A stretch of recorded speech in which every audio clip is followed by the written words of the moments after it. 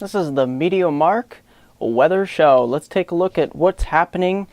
These are the weather highlights explained through the eyes of MeteoMark. So let's take a look currently at some great photos sent in by some viewers.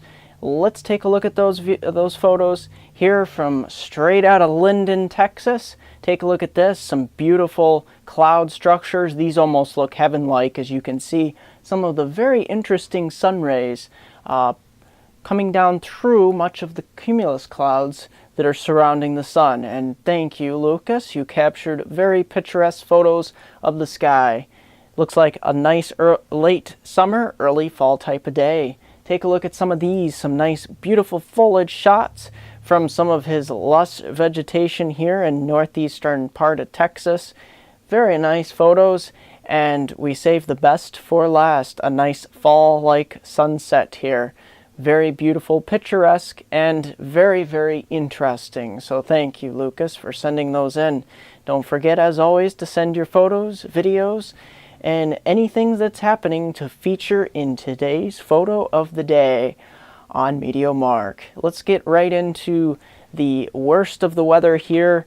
I'm going to be looking at something that's going to be a big problem here in the tropics, and let's get right into that. We zoom right into the Yucatan Peninsula area, and this is where we can see some development going on here, and this most likely will become the next named storm, probably the J named storm, as it continues to track into the eastern part, or the western part of the Gulf of Mexico, towards the Bay of Campeche. Now, if you take a look at my track here, the track that I have here is following more of the northeastern trend of the models, and as you can see, a very good northeastward shift after it makes its way into the Bay of Campeche. This system will likely be picked up here and moved in the direction of somewhere between New Orleans, Louisiana, and Tampa Bay, Florida. So we're going to continue to watch for this development, and anything that does develop has a lower wind shear environment, warmer sea surface temperatures, and a good chance to keep some of that dry air out of the system. So this could actually intensify into a hurricane. It's a little too early to tell, but it's looking like this system could be a major impact to portions of the Gulf Coast of the United States. The rest of the tropics, we still have Humberto out here, but posing no threat other than some squalliness, and it's kind of stuck in between these two ridges in a trough area. No major trough to pick this system up, so we're not looking at anything major. Maybe some swells towards the Azores, but that would be about it. Let's get right into that precipitation forecast. Take a look at this. I'm going to focus my attention here towards the Gulf Coastern part of the southeastern Gulf Coast between New Orleans and Tampa Bay the next several days. This is where we could see on the order of 4 to as much as 8 inches of rain with this next tropical system that looks like it's most likely going to develop.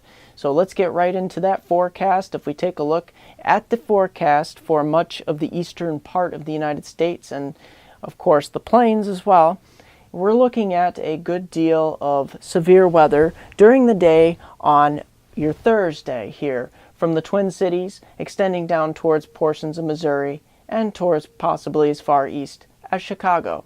So we're going to continue to watch for that, and that will continue to move towards the east on Thursday. We'll continue to watch. All eyes will be on the Gulf of Mexico as we look to see if anything continues its current trend of developments.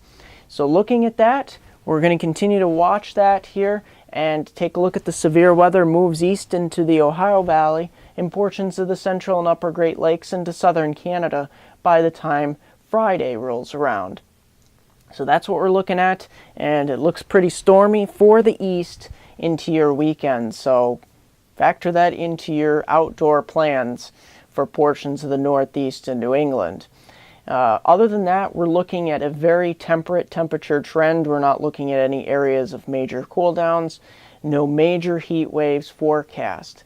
Now other than that, we're pretty much focusing the attention on the tropics, as the tropics do need the most attention right now, considering we do have that possible system emerging into the Gulf of Mexico. Other than that, don't forget to like me on Facebook at MeteoMark, subscribe to me on YouTube at MeteoMark.com. Here's a 5-day forecast for my hometown viewers from Binghamton to Elmira and the northern tier counties of Pennsylvania. Taking a look on into your day, heading towards the Thursday, Friday, Saturday, Sunday time frame, we're looking at start the end of the work week here. Not bad. Nice and sunny. If you have Friday off, looks really nice. Overnight lows will be warming up into the mid to upper 50s. Looking through the weekend here, Saturday, unfortunately, it's your worst day. Showers and thunderstorms likely. Some of those could be strong. We're looking at a mainly heavy rain threat, though. Probably 1/2 to 3/4 of an inch of rain. Heading on into the day, Sunday, it clears out a little bit. We get a little bit cooler for the start of your work week. That's going to do it for MeteoMark.